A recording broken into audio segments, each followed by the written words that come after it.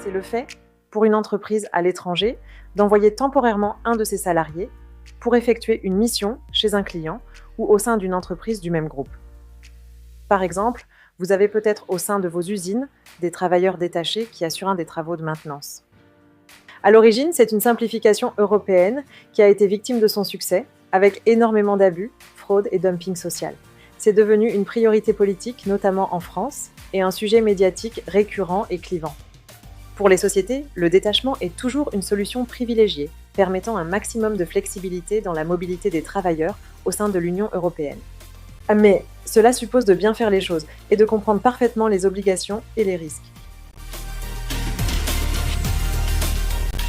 La particularité du détachement est qu'il implique 3 parties prenantes: l'employeur à l'étranger, l'entreprise d'accueil en France et le détaché.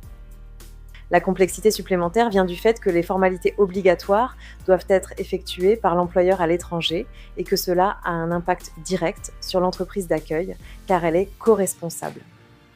L'entreprise d'accueil doit donc impérativement veiller à ce que tout ait été fait dans les règles par l'entreprise à l'étranger.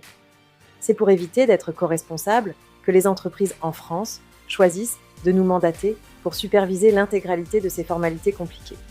Enfin, soyez vigilants, car le détachement est particulièrement contrôlé par les autorités, Inspection du travail, l'URSSAF, police, etc.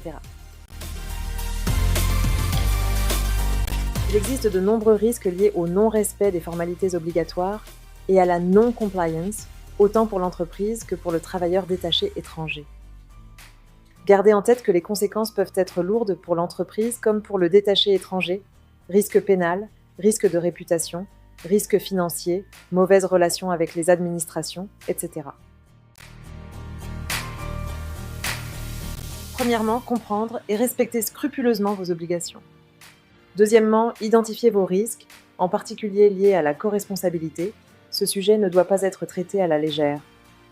Et enfin, troisièmement, choisir un partenaire de confiance, expert de ce sujet complexe, permettant un accompagnement simple, rapide, efficace et compliant.